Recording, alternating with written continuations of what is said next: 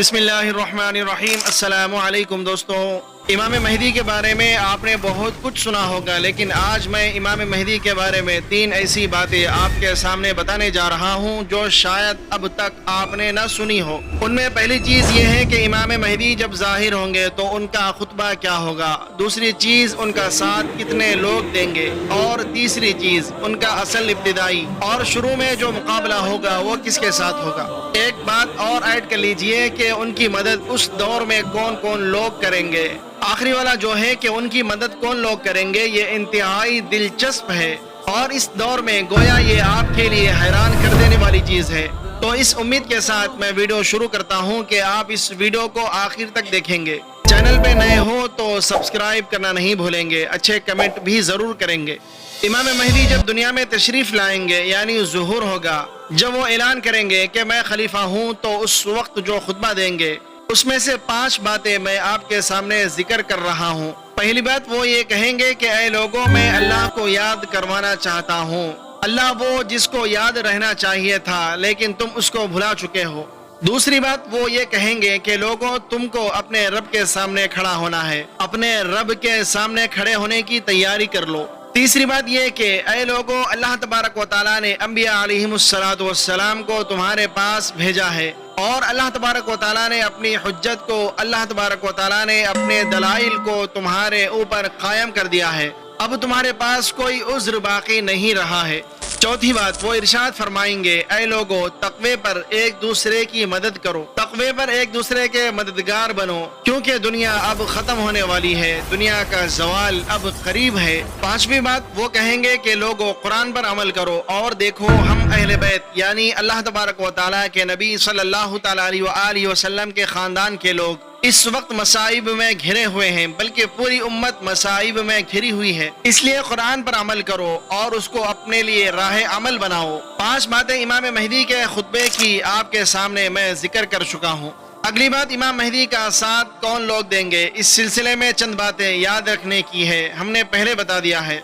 और इस सिलसिले की रिवायात मौजूद है कि जब दुनिया के अंदर बिगाड़ होगा और दुनिया के अंदर जब तब्दीली होगी और दुनिया हलाकत खेजियों के अंदर मुब्तला हो जाएगी, तो परेशान हाल मुसलमान और अल्लाह वाले, अल्लाह के नेक बंदे ये हजरत इमाम महदी को तलाशने के लिए बाकायदा हिजाज का सफर करेंगे और हिजाज के सफर में वो हजरत इमाम महदी को तलाशेंगे, वो हजरत महदी को पालेंगे। लेकिन इमाम महदी इनसे बचकर भाग कर मदीना मुनव्वरा पहुंच जाएंगे। ये लोग भी मदीना पहुंचेंगे, फिर वो मदीने से भागकर मक्का मुकर्रमा आ जाएंगे।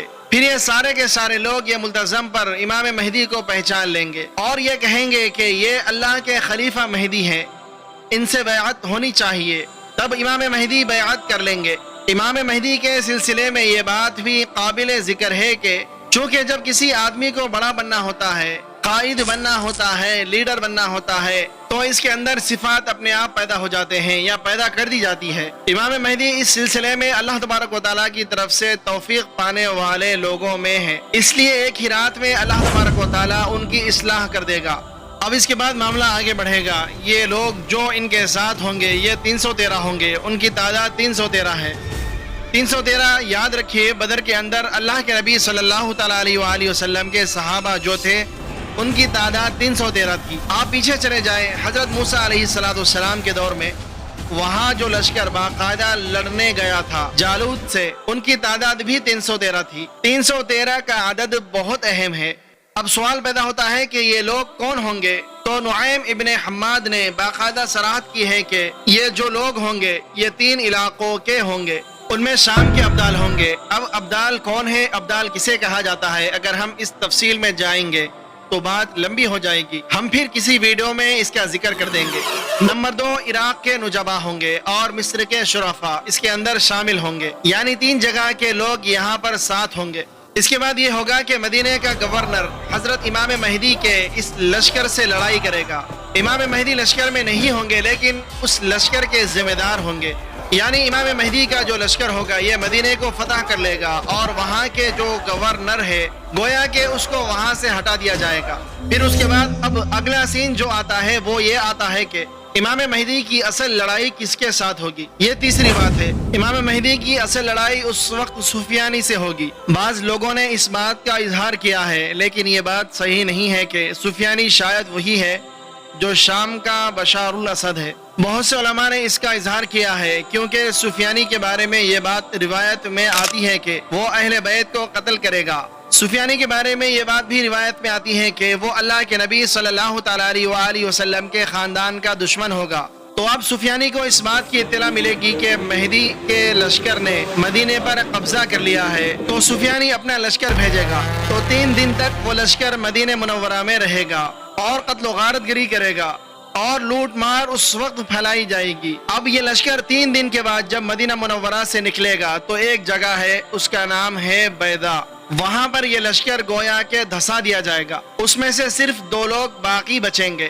ایک وہ آدمی ہوگا جو سفیانی کو اطلاع دے گا کہ دیکھیے ہمارا جو لشکر تھا وہ پورا کا پورا دھسا دیا گیا ہے، وہ سب کے سب ہلاک اور برباد ہو گئے۔ اور دوسرا وہ آدمی ہوگا جو امام مہدی کو جا کر اطلاع دے گا کہ حضرت جو سفیانی کا لشکر تھا وہ باقاعدہ دھسا دیا گیا ہے۔ امام مہدی یہ فرمائیں گے کہ میرے خروج کا وقت قریب آ چکا ہے، تو امام مہدی کا ظہور ہوگا اور امام مہدی اپنے خلیفہ ہونے کا اعلان فرما دیں گے اور گویا کہ نکل جائیں گے وہاں سے۔ اس کے بعد مدینہ منورہ پہنچیں گے۔ مدینہ منورہ پہنچ کر امام مہدی پہلے ان لوگوں کو چھڑائیں گے جن کا تعلق جناب رسول اللہ صلی اللہ تعالیٰ علیہ وآلہ وسلم کے مبارک خاندان سے ہوگا، یعنی آل رسول ہوں گے، جن کو قید کر دیا گیا ہوگا ان کو چھڑوائیں گے۔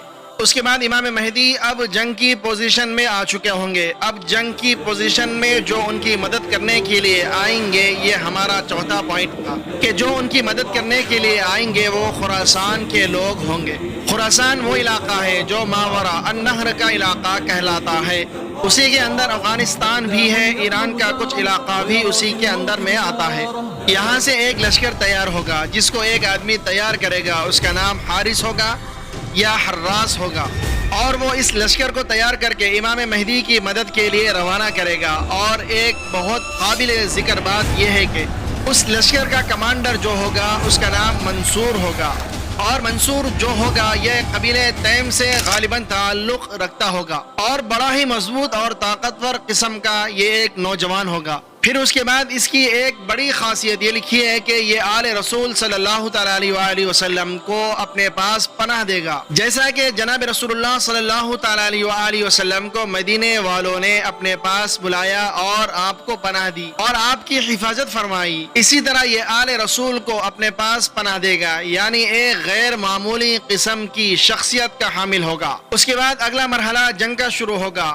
سفیانی کے لشکر سے امام مہدی کی لشکر کی جھڑپیں شروع ہو جائیں گی۔ تو یہ اس وقت کے احوال ہوں گے۔ اب یہ سفیانی جو ہوگا یہ ایک انتہائی بدکار قسم کا انسان ہوگا، اور یہ اس کے بارے میں روایت میں آیا ہے کہ یہ باقاعدہ مسجد میں بیٹھ کر شراب پیے گا، مسجد میں بیٹھ کر ایک عورت سے زنا کرے گا، اور ایک عورت اس کی ران پر آ کر بیٹھ جائے گی۔ تو ایک مسلمان جو غیرت مند ہوگا وہ کھڑا ہوگا اور کھڑے ہو کر کہے گا کہ یہ تو تم مسجد کی حرمت کو پامال کر رہے ہو، مسجد عزت کی جگہ ہے، مسجد احترام کی جگہ ہے، تم ان کی بے عزتی کر رہے ہو، بے اکرامی کر رہے ہو، تمہیں کیا ہو گیا ہے؟ تو سفیانی اس آدمی کو اور جتنے لوگ اس لشکر کے اندر ہوں گے ان سب کو قتل کر دے گا۔ اب اس کے بعد جب یہ قتل ہو چکے گا تو تب اللہ تبارک و تعالیٰ کی طرف سے غیب سے ایک آواز آئے گی، اور آواز یہ آئے گی کہ اے لوگو، ہم نے تمہارے اوپر ایک انتہائی امانت دار آدمی کو ذمہ دار بنا دیا ہے، اب وہ تمہارا لیڈر ہے، تمہارا ذمہ دار ہے، تمہارا نگراں ہے، وہ مکہ المکرمہ میں ہے، جاؤ اس کے ہاتھ پر بیعت کر لو۔ تو پھر یہ لوگ چلیں گے اور ان کے پاس جا کر باقاعدہ امام مہدی کے پاس جا کر بیعت کر لیں گے۔ امام مہدی کے سلسلے میں جو 4 باتیں ہم نے آپ سے کہی تھی ان 4 باتوں کا جواب دے دیا ہے۔ اللہ تبارک و تعالی ہمیں دین کا صحیح فہم عطا فرمائے، اللہ تبارک و تعالی دین کی صحیح سمجھ عطا فرمائے، آمین یا رب العالمین۔